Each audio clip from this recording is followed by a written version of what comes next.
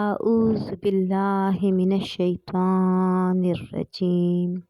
بسم اللہ الرحمن الرحیم نحمدہ ونصلی علی رسولہ الکریم رب اشرح لی صدری ویسر لی امری واحلل عقدۃ من لسانی یفقہوا قولی۔ سورہ بقرہ کا ترجمہ و تفسیر آیت نمبر 101 سے آغاز کیا جا رہا ہے۔ وَلَمَّا اور جب جاءہم آیا ان کے پاس رسول پیغمبر من عند اللہ اللہ کے طرف سے مصدق لما سچا کرنے والا واسطے ان کے جو معہم ساتھ اس کے ہے، نبذا پھینک دی فریق ایک جماعت نے من الذین سے ان لوگوں میں سے جو اوتو دیے گئے ہیں الکتابی کتاب اللہ اللہ تعالیٰ کی وراء پیچھے ظہورہم اپنی پیٹھوں کے کأنہم گویا کہ وہ لا یعلمون نہیں جانتے،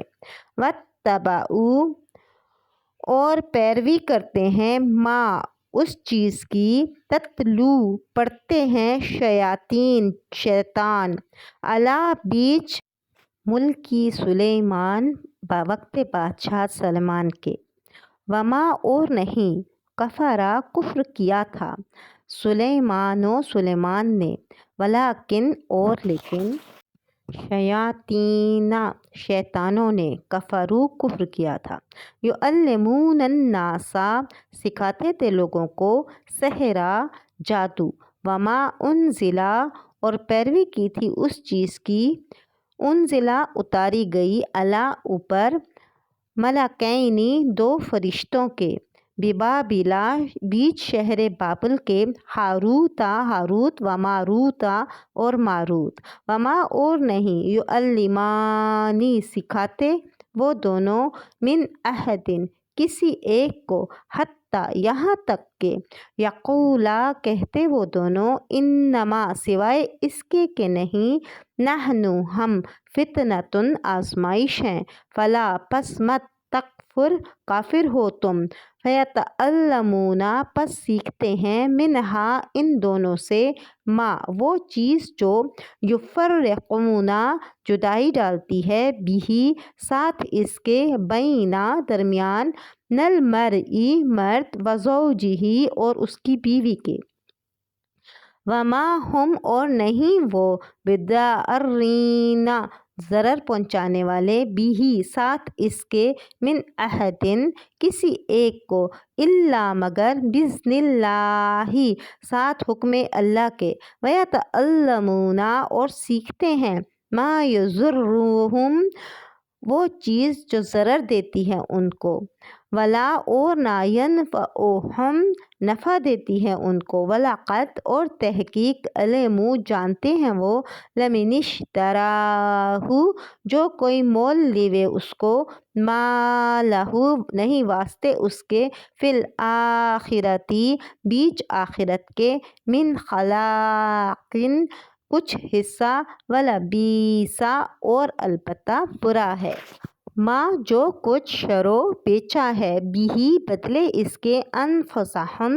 جانوں اپنی کو، لو کانوا اگر ہوتے یعلمون جانتے، ولو اور اگر انہم بے شک وہ آمنوا ایمان لاتے، واتقوا اور پرہیزگاری کرتے، لمثوبۃ البتہ ثواب تھا، من عند اللہ نزدیک اللہ تعالیٰ کے، اس سے خیر بہتر، لو اگر کانوا ہوتے یعلمون جانتے۔ خلاصہ تفسیر اس طرح ہے کہ اس آیت میں ایک خاص عہد شکنی کا ذکر فرماتے ہیں کہ جس میں رسول اللہ صلی اللہ علیہ وآلہ وسلم پر ایمان نہ لانے میں کلام تھا۔ ارشاد ہوتا ہے، اور جب ان کے پاس ایک عظیم الشان پیغمبر آئے اللہ تعالیٰ کی طرف سے جو رسول ہونے کے ساتھ ساتھ تصدیق بھی کر رہے ہیں اس کتاب کی جو ان لوگوں کے پاس ہے، یعنی توریت، کیونکہ اس میں آپ صلی اللہ علیہ وآلہ وسلم کی نبوت کی خبر ہے، تو اس حالت میں آپ صلی اللہ علیہ وآلہ وسلم پر ایمان لانا عین توریت پر عمل ہے جس کو وہ بھی کتاب اللہ جانتی ہے۔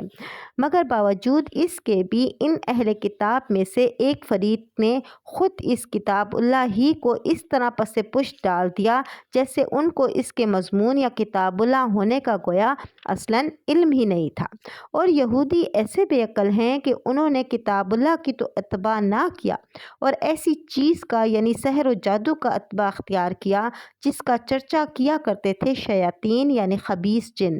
حضرت سلیمان علیہ السلام کے عہد سلطنت میں اور بعض بے وقوف جو حضرت سلیمان علیہ السلام پر گمان سحر رکھتے ہیں بالکل ہی لغو بات کہتے ہیں، کیونکہ سحر تو اعتقاداً یا عملاً کفر ہے، اور حضرت سلیمان علیہ السلام نے نعوذ باللہ کبھی کفر نہیں کیا، مگر ہاں شیاطین یعنی خبیث جن بے شک کفر کی باتیں اور کام یعنی سحر کیا کرتے تھے،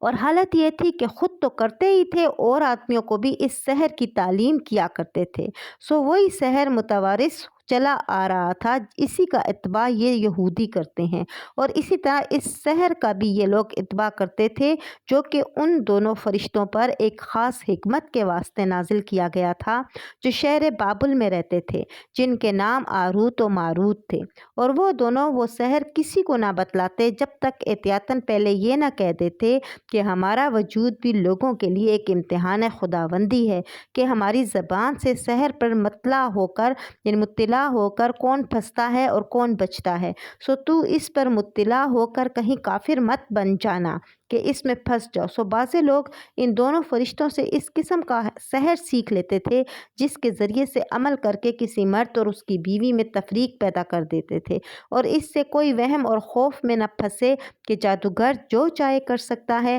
کیونکہ یہ یقینی بات ہے کہ یہ ساحر لوگ اس سحر کے ذریعے کسی کو ذرا برابر ضرر نہیں پہنچا سکتے مگر اللہ ہی کی تقدیری حکم سے، اور ایسا سحر حاصل کر کے بس ایسی چیزیں سیکھ لیتے ہیں جو خود ان کو بوجہ گناہ کے ضرر رساں ہیں اور کسی معتبر درجہ میں ان کو نافع نہیں ہیں، تو یہودی بھی اتباع سحر سے بڑے ضرر میں ہوں گے، اور جو یہ بات کچھ ہمارے ہی کہنے کی نہیں بلکہ ضرور یہ یہودی بھی اتنا جانتے ہیں کہ جو شخص اس سحر کو کتاب اللہ کے عوض اختیار کرے ایسے شخص کا آخرت میں کوئی حصہ باقی نہیں، اور بے شک بری ہے وہ چیز یعنی جادو اور کفر جس میں یہ لوگ اپنی جان دے رہے ہیں۔ کاش ان کو اتنی عقل ہوتی، اور اگر وہ لوگ بجائے اس کے کفر و بد عملی کے ایمان و تقوی اختیار کرتے تو خدا تعالیٰ کے یہاں کا معاوضہ اس کفر و بد عملی سے 1000 درجے بہتر تھا۔ صدق اللہ العلی العظیم۔